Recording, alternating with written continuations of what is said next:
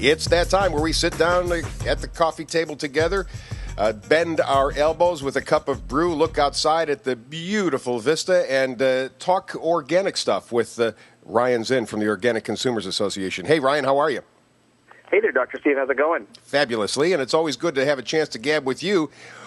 This week we have a couple of really interesting stories from the Organic Bites newsletter, and let us begin with, I'm going to reverse the things on you just a little bit here because we talk and prepare a little bit before the conversation. Let's begin with the fifth story this week from the headlines from the Organic Bites newsletter, and let's talk about the 12 food additives that you really should remove from your diet if you do nothing else.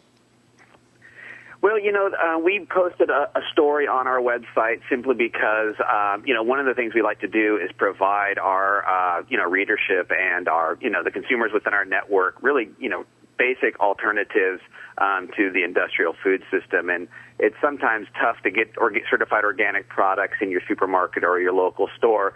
So there's a couple of surefire ways that folks can, really avoid some of the more nasty additives in the food system. So we posted a story on the top 12 food additives removed from your diet. And this is really great because it's really simple ways for you to really improve your health and, improve what your family is eating. So things, really easy that you can avoid, things like monosodium glutamate or MSG, things like aspartame, which is a genetically engineered sugar substitute, and things like olestra, which is like a substitute for cooking oil. So these are things that you can really do without breaking your budget to really drastically improve your health. Sodium chloride is also on that list, and that's what passes for salt. Sodium and chloride is not salt. Salt is, especially if you're doing sea salt or Celtic salt, those kinds of things, it has a whole range of minerals. So that's one of the reasons why doctors always tell you to stay away from sodium. Well, the sodium chloride passes for salt. That's what you're going to get when you go to a restaurant most often. That'll be what you see when you go to a grocery store to buy salt. You don't want that stuff. That's poison. And I'm looking at potassium bromate also on this list of 12.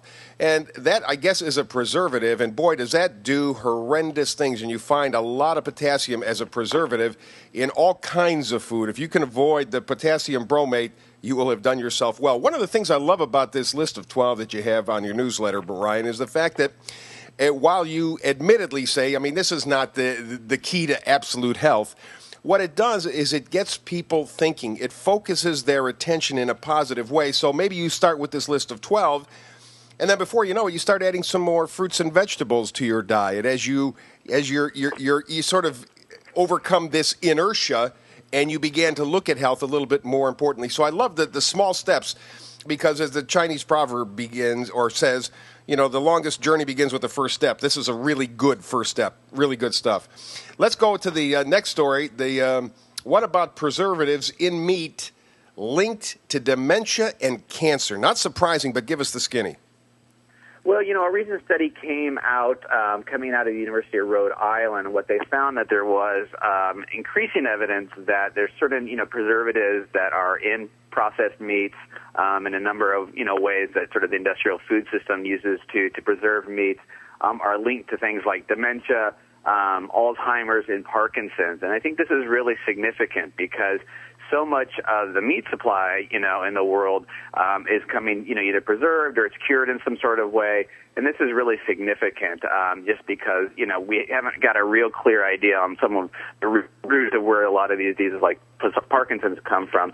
So I think, the big take-home I get from this story and the last one is kind of sharing some of the wisdom of Sally Fallon of the Weston Price Foundation, and that is, basically try to eat foods that you don't have to read the ingredient list. If you can eat, very natural, unadulterated meat, you're better off. If you can, eat more fruits and vegetables that aren't processed or not going to contain these top 12, nasty preservatives or additives, you're much better off.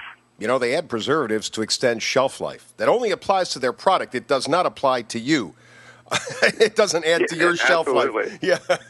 Good information this week from the folks at the Organic Consumers and their newsletter as well. Of course, there's always great information.